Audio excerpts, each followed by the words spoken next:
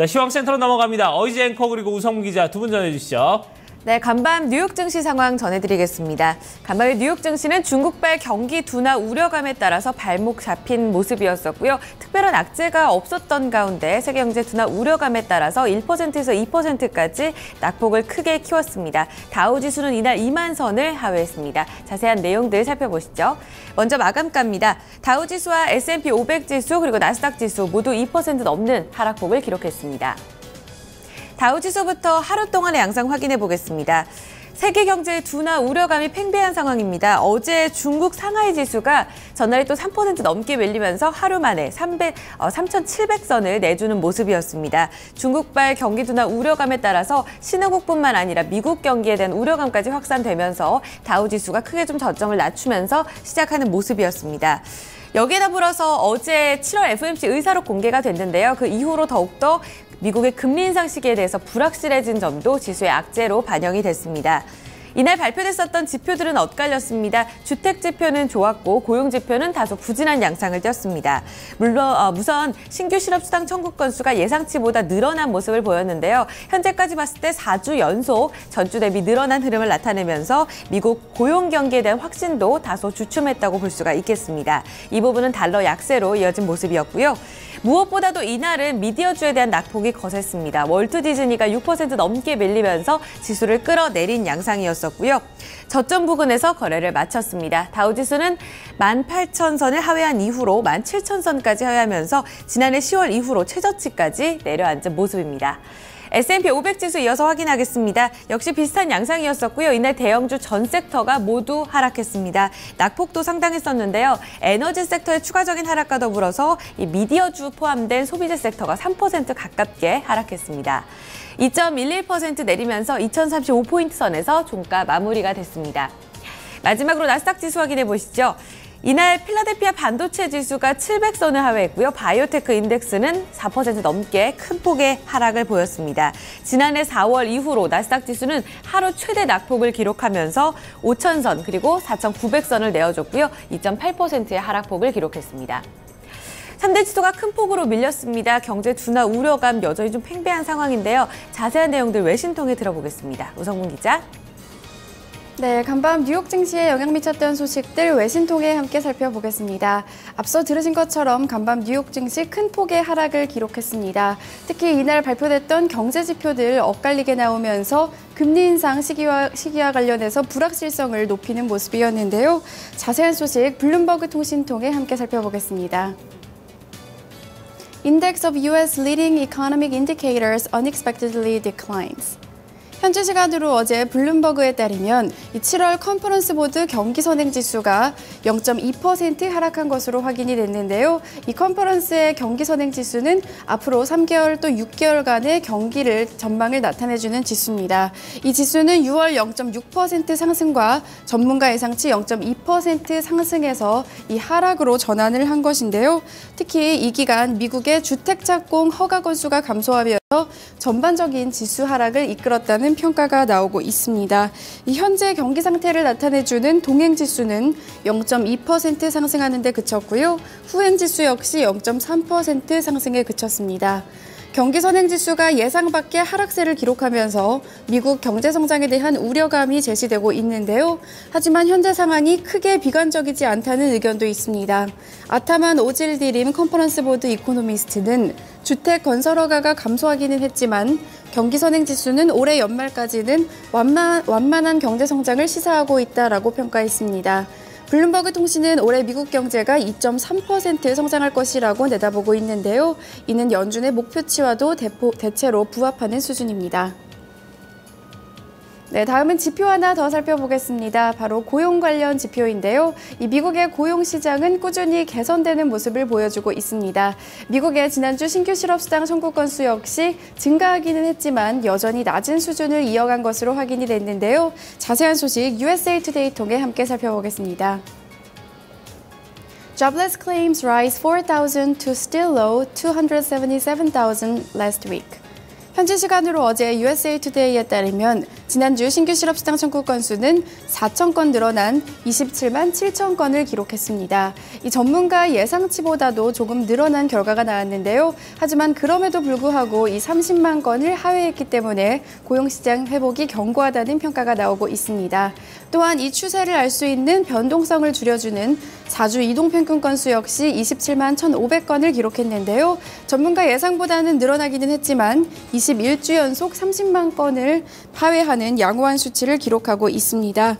이 지난달 미국의 비농업 부문 고용은 21만 5천 건을 기록했고 실업률 역시 5.3%를 기록하면서 양호한 수준을 이어가고 있는데요. 전문가들은 양호한 고용 지표가 연내 금리 인상에 힘을 실어줄 것이라고 평가하고 있습니다. 뉴욕 증시에 영향 미쳤던 소식들 외신 통해 함께 살펴봤습니다. 네, 자 이렇게 뉴욕 증시 지수별 흐름과 또 증시에 영향을 미쳤던 외신 소식들을 함께 알아봤습니다. 자 그러면 지수 내 구성 종목들, 개별 종목들은 어떻게 마감이 됐는지 주요 종목들 마감 소식 확인을 해보도록 하고요. 또 증시에 영향을 미쳤던 종목들, 외신 소식들 함께 좀 챙겨보도록 하겠습니다. 다시 시황센터로 넘어갑니다. 어이지 앵커 우성문 기자 계속해서 전해주시죠. 네, 지수의 하락폭만큼이나 종목들의 낙폭도 컸습니다. 이날 다우지수 30개 구성 종목 모두 하락권에 이름을 올렸습니다. 가장 크게 내렸던 쪽은 미디어주 월트 디즈니였습니다. 이 머크사와 보잉사도 4% 넘게 밀렸고요. IT 섹터와 금융주 모두 2% 넘는 하락권에서 거래를 마쳤습니다. 하락률 상위 종목 다시금 체크하겠습니다. 앞서 전해드린 대로 월트 디즈니가 낙폭이 상당했었는데요. 6% 넘는 하락에서 거래를 마친 모습이었고요. 머크사와 보잉사가 4% 넘는 하락권, 그리고 IT 섹터, 금융주 섹터, 그리고 통신과 제조까지 모두 일제히 하락권에서 거래를 마쳤습니다. 유나이티드 헬스그룹과 시스코 시스템즈, 애플, JP 모건 체이스 모두 2% 넘는 하락이었습니다. S&P 500 섹터 내 업종별 흐름 체크해보시죠. 전 섹터 모두 하락했습니다. 미디어주가 포함된 기초소비재가 3% 가깝게 2.8%의 낙폭을 기록했었고요. 그 뒤를 이어서 이날 대형주 내에서 반도체와 바이오 헬스케어 섹터, 그리고 에너지와 금융 섹터 모두 2% 넘는 하락권에서 거래를 마쳤습니다. 특징주 보겠습니다. 이날 다우지수 내에서 가장 크게 내렸던 월트 디즈니입니다. 증권사 번스타인이 미디어주를 보수적으로 봤는데요. 이 월트 디즈니와 타임워너 케이블에 대해서 투자 의견을 중립으로 낮춰 잡았습니다. TV 광고가 꾸준히 줄어들면서 TV 미디어 사업에 대한 우려감을 제시했는데요. 이 부분에 따라서 미디어주가 일제히 낙폭을 기록했고요. 월트 디즈니가 6.04%의 하락, 타임워너 케이블이 5% 넘게 밀렸고요. 넷플릭스가 7%, 21세기 폭스는 4% 하락에 거래를 마친 모습입니다. 한 종목 더 보겠습니다. 마이크론 테크놀로지입니다. 이날 반도체 종목들도 간밤에 좋지 못한 흐름 나타냈는데요. 역시나 보고서 영향을 좀 받았습니다. 증권사 로버트앤베어드가 투자 의견 중립으로 낮춰 잡았고요. 목표 주가는 종전의 36달러 선에서 15달러 선까지 58% 하락해서 낮춰 잡은 모습이었습니다. 이날 세미컨덕터 산업에 대한 우려감을 표했고요. 역시 수요와 이 가격 문제를 꼬집었는데요. 이날 장에서 이 같은 우려감에 따라서 7% 넘게 하락하는 모습이었고요. 고점 대비 큰 폭으로 좀 밀리게 되면서 2013년 9월 주가 수준까지 내려앉았습니다. 종가상으로 14달러 74센트를 기록했습니다.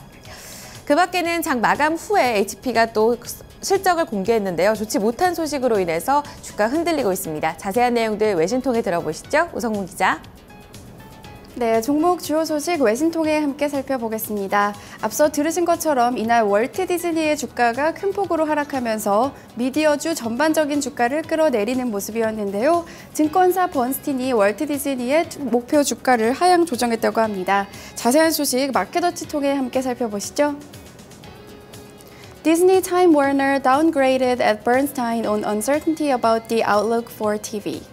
현지 시간으로 어제 마켓워치에 따르면 증권사 번스틴은 디즈니와 타임워너의 투자 의견을 기존의 시장 수익률 상회에서 시장 수익률로 하향 조정을 했습니다. 이에 대해서 번스틴은 현재 이 TV 사업이 급격하게 변화하고 있다며 기존의 TV 관련 기업들이 재정비에 나서야 될 때라고 지적을 했는데요. 실제로 최근 시청자들은 기존의 이 TV 프로그램보다는 온라인 스트리밍 서비스를 선호하면서 이 넷플릭스와 같은 새로운 스트리밍 서비스 기업들이 인기를 끌고 있습니다.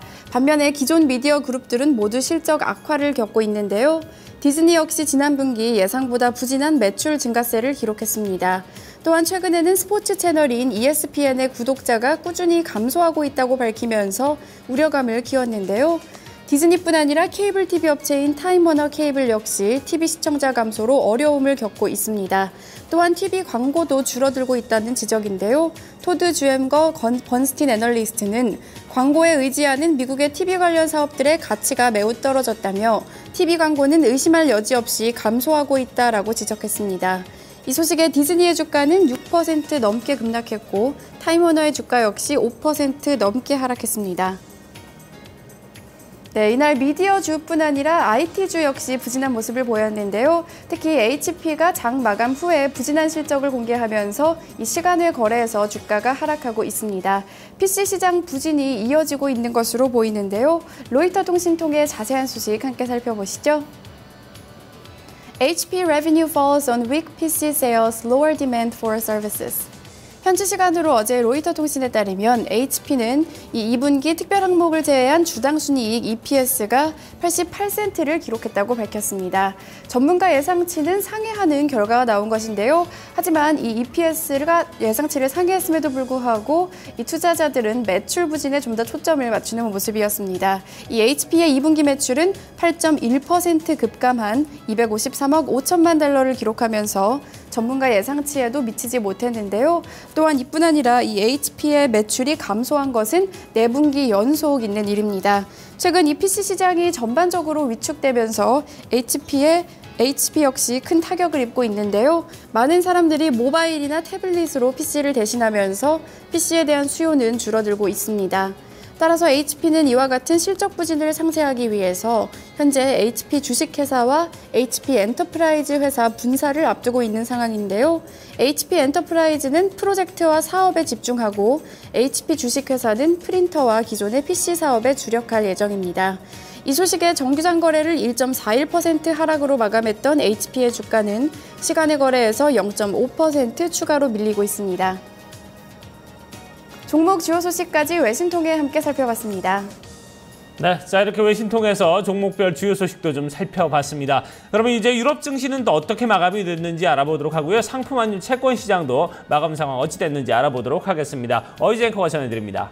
네, 세계 경제 둔화에 대한 우려감은 유럽 증시까지 큰 영향을 미쳤습니다. 주요 증시 일제히 하락하면서 거래를 마쳤고요. 영국 증시가 조정 장세에 들어갔다는 우려감도 짙어졌습니다. 마감가 확인해 보시죠.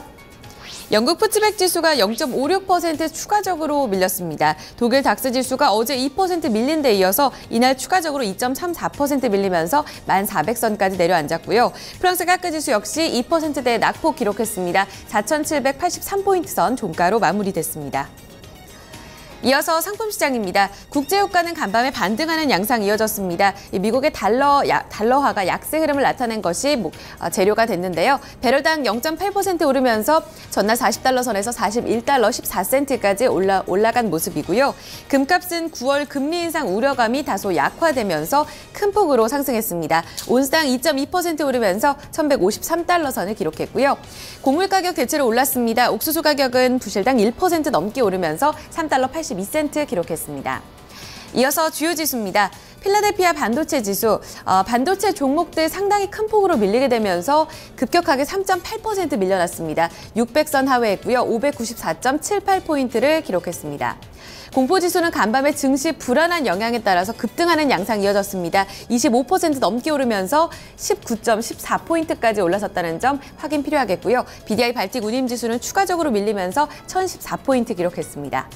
마지막으로 외환채권 시장입니다. 어제 서울 외환시장에서 원달러 환율은 이 외국인들의 유가증권 시장 매도 그리고 당국 개입에 함께 맞물리면서 보합권에서 등락을 이어갔습니다. 종가상으로는 20전 내린 1,185원 10전 기록했고요. 간밤 달러 흐름은 미국의 금리 인상 시기에 대한 우려감이 다소 약화되면서 약세를 이어갔습니다. 달러 인덱스는 0.62% 내리면서 95레벨대까지 내려갔고요. 마지막으로 미국채 10년물 금리 전거래보다 더 내려앉았습니다. 2.07%의 수익률을 기록했습니다. 지금까지 글로벌 마감 동향 정리해드렸습니다. 네, 자 이렇게 글로벌 증시 마감 동향까지 모두 다 좀 살펴봤습니다. 오늘 뭐 새벽부터 지금 비가 내리고 있습니다. 서울과 중부지방 수도권 같은 경우는 지금 아침부터 비가 내리고 있는데요. 오후부터는 좀 그칠 것 같다고 하고요. 날씨는 이제 30도를 넘는 날씨 만나보기 좀 힘들 것 같습니다. 오늘 서울이 29도를 기록하고 그 아래 지역 같은 경우는 더 기온이 좀 낮아질 것 같다고 하는데요.